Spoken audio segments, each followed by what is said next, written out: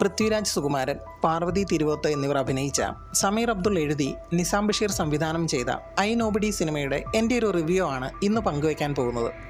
സാധാരണ hidden details ചെയ്യുന്ന നമ്മുടെ ചാനലിൽ ഇന്നിങ്ങനെ ഒരു റിവ്യൂ ചെയ്യാൻ കാരണം വീഡിയോയുടെ അവസാനം പറയാം. സിനിമയുടെ വളരെ ചെറിയ സ്പോയിലറുകൾ ഈ വീഡിയോയിൽ കണ്ടേക്കാം. ആദ്യം തന്നെ ഒരു കാര്യം പറയാം. ഈ സിനിമയുടെ ട്രെയിലർ കണ്ടിട്ട് നിങ്ങൾ ഇതൊരു സാധാരണ ഹേസ്റ്റ് ത്രില്ലർ ആണെന്ന് കരുതിയിട്ടുണ്ടെങ്കിൽ സിനിമയിൽ അത് മാത്രമല്ല ഉള്ളത്. സിനിമ യഥാർത്ഥത്തിൽ പറയുന്നത് ഒരു അസാധാരണ സംഭവത്തെ തുടർന്ന് ചുറ്റും നടക്കുന്ന മനുഷ്യരുടെ ജീവിതത്തെക്കുറിച്ചാണ്. കഥയിലെ നായകൻ രാജീവൻ ഒരു സാധാരണ സർക്കാർ ജീവനക്കാരൻ, ഭാര്യയും മക്കളുമുള്ള ഒരു സാധാരണ കുടുംബജീവിതം നയിക്കുന്ന ഒരാൾ. എന്നാൽ ഒരിക്കലും സംഭവിക്കരുതായിരുന്ന ഒരു സംഭവം അയാളുടെ ജീവിതത്തിൽ നടക്കുന്നു. അതിനുശേഷം അയാൾക്ക് നേരിടേണ്ടി വരുന്ന സന്ദർഭങ്ങളാണ് സിനിമയിൽ പ്രധാനമായും പറയുന്നത്. ഏറ്റവും ഇഷ്ടപ്പെട്ട കാര്യം എന്താണെന്ന് ചോദിച്ചാൽ, ഈ സിനിമയിൽ ഹീറോയിസത്തേക്കാൾ കൂടുതൽ പ്രാധാന്യം നൽകിയിരിക്കുന്നത് സർവൈവലിനാണ്. രാജീവൻ ഒരു സൂപ്പർ ഹീറോ അല്ല, ഏതൊരു സാധാരണക്കാരൻ്റെയും പോലെ തന്നെയാണ് ഈ കഥാപാത്രത്തെ അവതരിപ്പിച്ചിരിക്കുന്നത്. അയാൾക്ക് ഭയമുണ്ട്, തെറ്റുകൾ സംഭവിക്കുന്നു, കുടുംബത്തെക്കുറിച്ച് ആകുലപ്പെടുന്നു, ചില സമയങ്ങളിൽ ബുദ്ധിപൂർവ്വം ചിന്തിക്കുന്നു, ചിലപ്പോൾ സാഹചര്യങ്ങൾ അയാളെ തോൽപ്പിക്കുന്നു. അതുകൊണ്ട് തന്നെ ആ കഥാപാത്രത്തോട് നമുക്കൊരു കണക്ഷൻ തോന്നുന്നുമുണ്ട്. പൃഥ്വിരാജ് ഈ കഥാപാത്രത്തെ വളരെ കൺവിൻസിംഗ് ആയി അവതരിപ്പിച്ചിട്ടുണ്ട്. കഴിഞ്ഞ കുറച്ച് വർഷങ്ങളിലായി നമ്മൾ കണ്ട അദ്ദേഹത്തിൻ്റെ കഥാപാത്രങ്ങളിൽ നിന്ന് വളരെ വ്യത്യസ്തമായൊരു പ്രകടനമാണിത്. ഒരു സാധാരണ മനുഷ്യൻ്റെ നിസ്സഹായതയും ഉത്തരവാദിത്വവും പോരാട്ടവും വളരെ നന്നായി സ്ക്രീനിൽ എത്തിച്ചിട്ടുണ്ട്. പാർവതി അവതരിപ്പിച്ച മീരയും കഥയിൽ വളരെ പ്രധാനപ്പെട്ട കഥാപാത്രമാണ്. വെറും നായിക എന്ന രീതിയിലല്ല, കുടുംബത്തിൻ്റെ വൈകാരിക വശം മുഴുവൻ മുന്നോട്ട് കൊണ്ടുപോകുന്നത് ഒരു തരത്തിൽ ഈ കഥാപാത്രമാണ്. സപ്പോർട്ടിംഗ് കാസ്റ്റിനെ കുറിച്ച് പറഞ്ഞാൽ എനിക്ക് ഏറ്റവും ഇഷ്ടപ്പെട്ടത് ഹക്കീം ഷാജഹാൻ്റെ അനസ് എന്ന ക്യാരക്ടറാണ്. അതുപോലെ സിനിമയിൽ വരുന്ന കഥാപാത്രങ്ങൾ ആരും വെറുതെ വന്നു പോകുന്നവരായി തോന്നിയില്ല. കാസ്റ്റിംഗ് മുഴുവൻ അവരുടെ റോൾ ഭംഗിയായി തന്നെ ചെയ്തിട്ടുണ്ട്. ഇനി സിനിമയുടെ ഏറ്റവും വലിയ പോസിറ്റീവ്, അത് ടെക്നിക്കൽ സൈഡാണ്. സിനിമയുടെ മേക്കിംഗ് വളരെ സ്റ്റൈലിഷാണ്. പക്ഷേ സ്റ്റൈല് കാണിക്കാൻ വേണ്ടി കഥയെ പൂർണ്ണമായും മറന്നിട്ടില്ല, കുറഞ്ഞത് ആദ്യ പകുതി വരെയെങ്കിലും. സിനിമാറ്റോഗ്രാഫി വളരെ നല്ലതാണ്, എഡിറ്റിംഗ് ഷാർപ്പാണ്, സൗണ്ട് ഡിസൈനും മികച്ചതാണ്. ചില ഫൈറ്റ് സീനുകളിൽ സൗണ്ട് കുറച്ച് ലൗഡാണെന്ന് തോന്നിയെങ്കിലും ആ ഇമ്പാക്റ്റ് തിയേറ്ററിൽ നല്ല രീതിയിൽ വർക്ക് ചെയ്തിട്ടുണ്ട്. ജെയ്ക്സ് ബിജോയുടെ ബാക്ക്ഗ്രൗണ്ട് സ്കോർ വീണ്ടും ഒരു പ്രധാന ഹൈലൈറ്റാണ്. പല സീനുകളിലും ടെൻഷൻ സൃഷ്ടിക്കുന്നതിൽ ബിജിഎമ്മിന് വലിയ പങ്കുണ്ട്. ആക്ഷൻ സീക്വൻസുകളെ കുറിച്ച് പ്രത്യേകം പറയണം. ഇത് പതിവ് മാസ് സിനിമയിലെ സ്ലോ മോഷൻ ആക്ഷൻ അല്ല, ജീവൻ രക്ഷിക്കാനുള്ള പോരാട്ടം പോലെയാണ് ഓരോ സംഘടന രംഗവും അനുഭവപ്പെടുന്നത്. അതുകൊണ്ട് തന്നെ ഓരോ അടിക്കും ഓരോ വീഴ്ചയ്ക്കും ഒരു വെയിറ്റ് ഉണ്ട്. ഈ സിനിമ തിയേറ്ററിൽ കാണണമെന്ന് പറയാനുള്ള പ്രധാന കാരണം ഈ ആക്ഷൻ സീക്വൻസ് ആണ്. ആക്ഷൻ കോറിയോഗ്രഫി കൃത്യമായി മനസ്സിലാവും. ആ രീതിയിലാണ് എഡിറ്റിംഗ് ചെയ്തിരിക്കുന്നത്. ഇപ്പോഴുള്ള മിക്ക സിനിമകളിലും നായകൻ വടിയെടുക്കുന്നു, വീശുന്നു, കട്ട്, വില്ലൻ പറക്കുന്നു. ഈ പരിപാടി ഒന്നും ഇവിടെയില്ല. കൃത്യമായി ഇടിയൊക്കെ ലാൻഡ് ചെയ്യുന്നത് കാണാം. തിരക്കഥയുടെ കാര്യത്തിൽ ആദ്യ പകുതി എനിക്ക് വളരെ ഇഷ്ടപ്പെട്ടു. ഒരു ലാഗും അനുഭവപ്പെട്ടില്ല. കഥ വളരെ ഓർഗാനിക്കായി മുന്നോട്ട് പോകുന്നുമുണ്ട്. ഓരോ സംഭവവും അടുത്ത സംഭവത്തിലേക്ക് കൃത്യമായി ലീഡ് ചെയ്യുന്നുണ്ട്.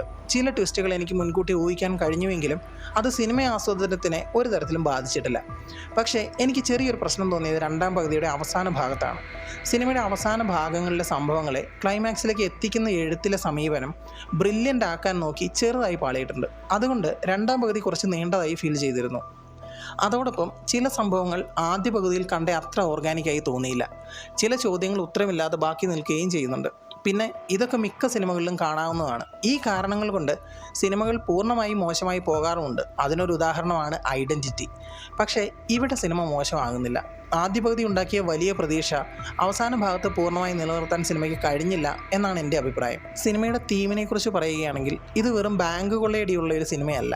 ഒരു സാധാരണ മനുഷ്യനെ നമുക്ക് ചുറ്റുമുള്ള സമൂഹം എത്ര വേഗം ഏതൊക്കെ രീതിയിൽ കുറ്റവാളിയാക്കി മാറ്റും, അതിനോടൊപ്പം സോഷ്യൽ മീഡിയ, പോലീസ് അന്വേഷണം, പൊതുബോധം, കുടുംബത്തിൻ്റെ തകർച്ച, സ്വന്തം നിലനിൽപ്പിനായുള്ള പോരാട്ടം, ഇതെല്ലാം സിനിമ പറയാൻ ശ്രമിക്കുന്നുണ്ട്. ഐ നോബഡി എന്ന ടൈറ്റിലും അതുകൊണ്ട് തന്നെ അർത്ഥവത്താകുന്നുമുണ്ട്. കാരണം ഈ സിനിമയിൽ നായകൻ എപ്പോഴും സമൂഹത്തിന് മുന്നിൽ ഒരു നോബഡി തന്നെയാണ്. ആ ആശയം എനിക്ക് ഇഷ്ടപ്പെട്ടു. ഇനി ആരൊക്കെയാണ് ഈ സിനിമ കാണേണ്ടതെന്ന് ചോദിച്ചാൽ, ആക്ഷൻ ത്രില്ലറുകൾ ഇഷ്ടപ്പെടുന്നവർ, ഫാമിലി ഡ്രാമയും സർവൈവൽ കഥകളും ഇഷ്ടപ്പെടുന്നവർ, ടെക്നിക്കലി മികച്ച സിനിമകൾ തിയേറ്ററിൽ ആസ്വദിക്കുന്നവർ, ഇവർക്കൊക്കെ ഈ സിനിമ നല്ലൊരു അനുഭവമായിരിക്കും. പക്ഷേ റൊമാൻറ്റിക് കോമഡിയോ ലൈറ്റ് എൻ്റർടൈനറോ പ്രതീക്ഷിച്ച് പോകുന്നവർക്ക് ഇതത്ര കണക്റ്റ് ആവണമെന്നില്ല. അവസാനമായി ഐ നോബഡി ഒരു സ്റ്റൈലിഷ്, ടെക്നിക്കലി ശക്തമായ ത്രില്ലറാണ്. പൃഥ്വിരാജിൻ്റെ പ്രകടനം മികച്ചതാണ്. ആക്ഷൻ സീക്വൻസുകൾ തിയേറ്റർ എക്സ്പീരിയൻസ് നൽകുന്നവയാണ്. ജെയ്ക്സ് ബിജോയുടെ BGMഉം എഡിറ്റിങ്ങും സിനിമ ഒരുപാട് ഉയർത്തുന്നുണ്ട്. എന്നാൽ രണ്ടാം പകുതിയിലെ മൾട്ടിപ്പിൾ ക്ലൈമാക്സ്, ചെറിയ ലോജിക് പ്രശ്നങ്ങൾ, കുറച്ച് അനാവശ്യമായി നീളുന്ന അവസാന ഭാഗം എന്നിവ കാരണം സിനിമയ്ക്ക് ആദ്യ പകുതി നൽകിയ ഉയരത്തിൽ അവസാനിക്കാൻ കഴിഞ്ഞില്ല. എങ്കിലും അത് ഈ സിനിമയെ ഒരിക്കലും മോശമാകുന്നില്ല. എൻ്റെ അഭിപ്രായത്തിൽ ഇത് തിയേറ്ററിൽ തന്നെ കാണേണ്ട ഒരു നല്ല ഡീസൻ്റ് ത്രില്ലറാണ്. ഇത്രയും പറഞ്ഞത് ഇതൊരു ഗംഭീരൻ സിനിമയായതുകൊണ്ട് എല്ലാവരും പോയി കാണണമെന്ന് പറയാനോ ഇതൊരു മോശം സിനിമയായതുകൊണ്ട് ആരും പോയി കാണരുത് എന്ന് പറയാനോ അല്ല. ആ തീരുമാനം നിങ്ങളുടേത് മാത്രമായിരിക്കണം. ഞാനൊരു മുഖവുര പറഞ്ഞു എന്ന് മാത്രം. ഈ പറഞ്ഞ റിവ്യൂവിൽ ഒരു സാധാരണക്കാരനായ കഥാപാത്രമായി പൃഥ്വിരാജ് നന്നായി അഭിനയിച്ചിട്ടുണ്ട് എന്ന് പറയാൻ കാരണം സിനിമയിൽ ഒരുപാട് സന്ദർഭങ്ങളിലെ പ്രകടനമാണ്. ഓരോന്നായി പറഞ്ഞാൽ അതെല്ലാം സ്പോയിലറാവും. അതുപോലെ പാർവതിയുടെ ക്യാരക്ടർ ഒരമ്മയും ഭാര്യയും എന്നതിനപ്പുറം ജീവിതത്തിലെ ചില തീരുമാനങ്ങളെ റിഗ്രറ്റ് ചെയ്യുന്നയാളും പുതിയ അവസരങ്ങൾക്കായി ശ്രമിക്കുന്നയാളും ഒക്കെയാണ്. ഇതെല്ലാം നന്നായി അഭിനയിച്ചിട്ടുണ്ട്. കഥയിലെ പോരായ്മകൾക്ക് കാരണം സിനിമയുടെ അവസാന ഭാഗങ്ങളിലെ സന്ദർഭങ്ങളെ ലോജിക്കലി കണക്ട് ചെയ്യാൻ എനിക്ക് ബുദ്ധിമുട്ടായി തോന്നിയതുകൊണ്ടാണ്. ഇന്നിങ്ങനെ ഒരു റിവ്യൂ ചെയ്യാൻ കാരണം സോഷ്യൽ മീഡിയയിൽ കണ്ട മലയാളത്തിലെ സ്വയം പ്രഖ്യാപിത റിവ്യൂവർമാരുടെ ഐ നോബഡിയെക്കുറിച്ചുള്ള അഭിപ്രായങ്ങളുടെ ഒരു മാഷപ്പ് വീഡിയോയും തുടർന്ന് അതിൽ കാണിച്ചിരുന്ന യൂട്യൂബ് വീഡിയോകളും അതിൻ്റെ താഴെയുള്ള കമൻറ്റുകളും കണ്ടതുകൊണ്ടാണ്. നിങ്ങൾ ഇനിയെങ്കിലും ഒരു സിനിമ റിവ്യൂ കാണുമ്പോൾ കുറഞ്ഞത് സിനിമയെക്കുറിച്ച് റിവ്യൂ ചെയ്യുന്നത് കാണുക എന്നൊരു റിക്വസ്റ്റ് ഉണ്ട്.